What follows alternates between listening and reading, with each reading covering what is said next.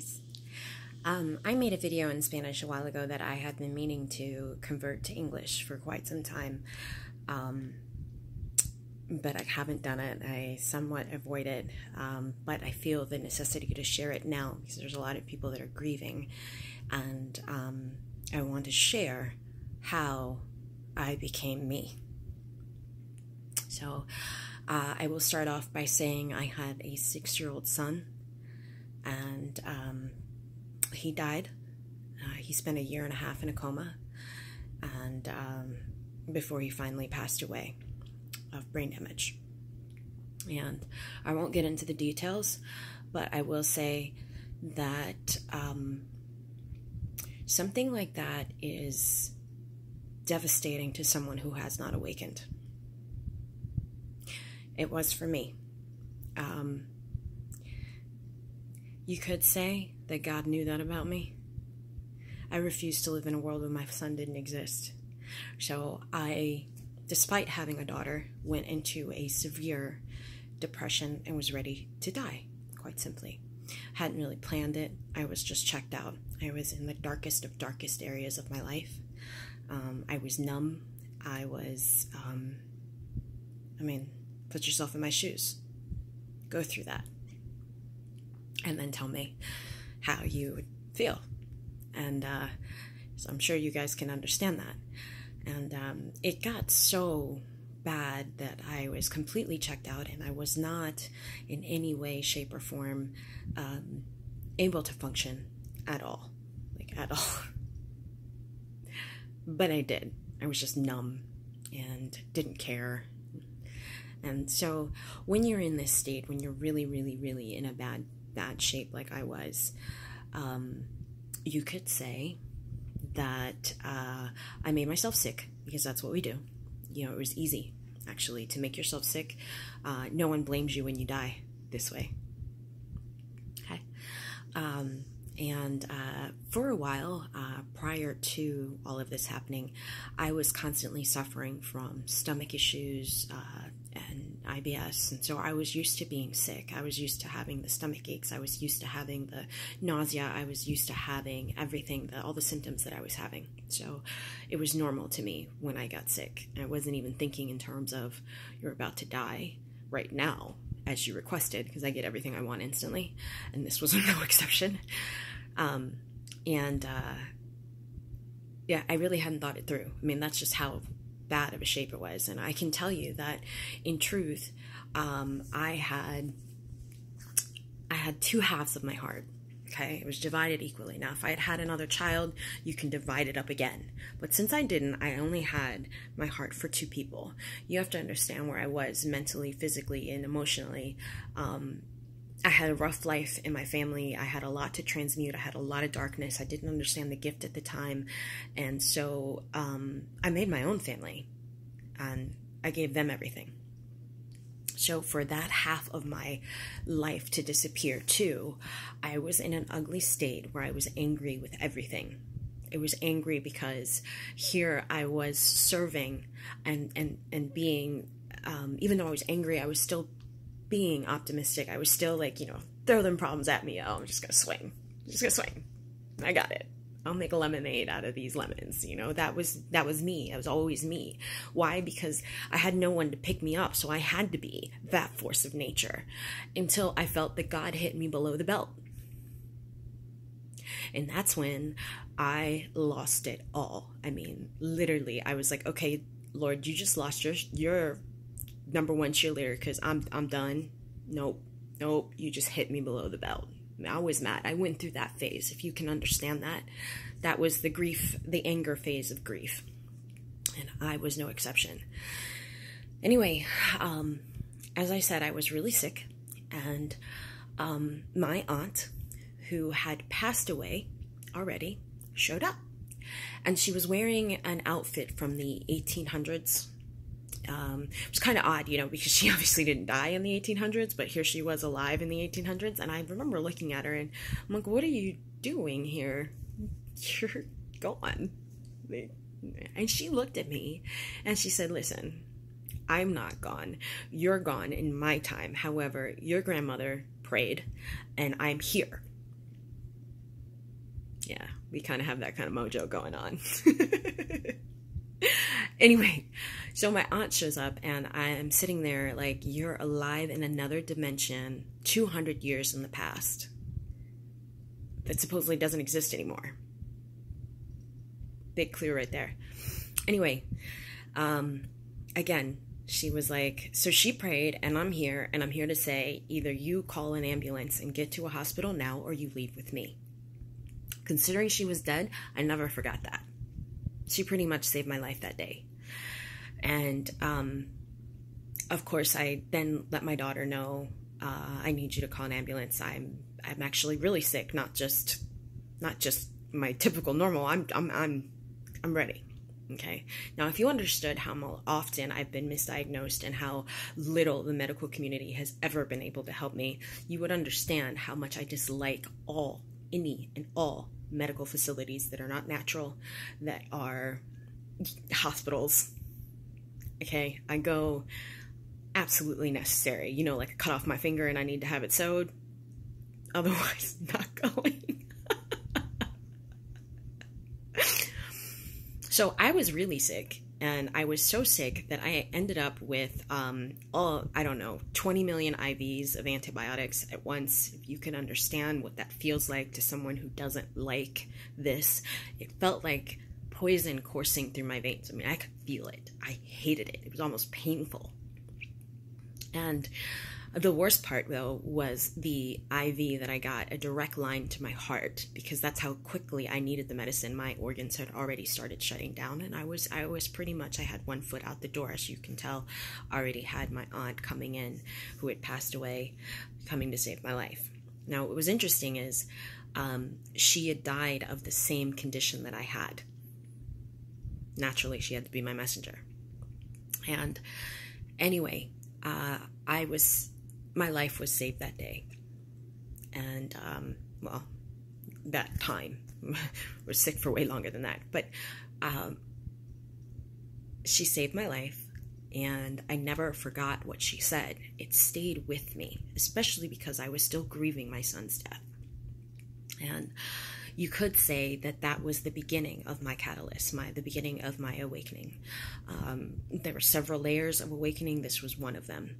And I guess you could say that I still followed through with the impossible, and that's this. I don't live in a world where my son doesn't exist. He still lives and he still moves on. And just like my aunt went 200 years in the past, so did my son go several thousands of years into the future.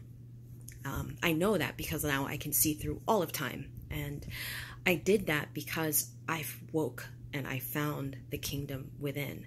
So I try really hard to sympathize with loss. I can understand it from a physical standpoint, but I no longer grieve death in the same way, because I know that all that they do is move on to some other point in time until they awaken and stop doing this whole cycle, and they realize who they are and they find the kingdom within. They'll continue to do this, okay, every single time. And you can go anywhere, because that's what happens. There's no harps in the sky and this rest in peace nonsense. I say it because it's what everybody says, but they're not resting. They're already enjoying a new aspect of their life. They've become one with everything. And I know this because I can hear the silence and I can hear the living memories within our superconscious mind. And that's really what most mediums or psychics, that's really what they're tapping into, is the fact that they're living memories. And the reason I am sharing this right now during all of these deaths is because I want you all to know that everyone is still with you. Whether you see them or not, they are living within you. And so grieving their death is like a barrier. I'm not saying don't grieve, but I am telling you, I do understand the loss, but Jesus actually explains it like this. He would celebrate their death, because he considered it a renewal, a new birth, a new awakening, a new life. And can you understand that? It was never sadness. He used to celebrate. He's very clear on this when he tells me these things. So And it is because I can understand this and still have visitations from my son, who's currently on an Arcturian ship somewhere and comes to visit myself and my daughter often, that I can tell you that there is no such thing as death. It is just a continuation of a new life. You go through the void and you lose this form because you've learned what you had to learn, and then you move on. And we are eternal. And this has been proven to me over and over and over and over again. This is the reason that I understand the kingdom the way that I do. The reason that I have access to everything in the soup consciousness that is. I do come up from a line of very powerful psychics on both sides of my family. You could say I was destined for this. I was destined. And I handled it pretty well, even when I was unconsciously aware of my choice. And a lot of the times when I tell this story, most people can't understand the peace I have, because most mothers can relate, and the look of horror comes over their face as they can envision not having their child with them. And that pain is what they feel, and I'm perfectly fine. Now, this doesn't mean that I was perfectly fine the whole time. No, this understanding took me nearly 10 years to arrive. And when I say that you can pop out of grief and depression and that it does not need to consume you, I mean that because I have picked myself up from the depths of my own death. And I didn't quite give the same examples in Spanish, but it is what I mean.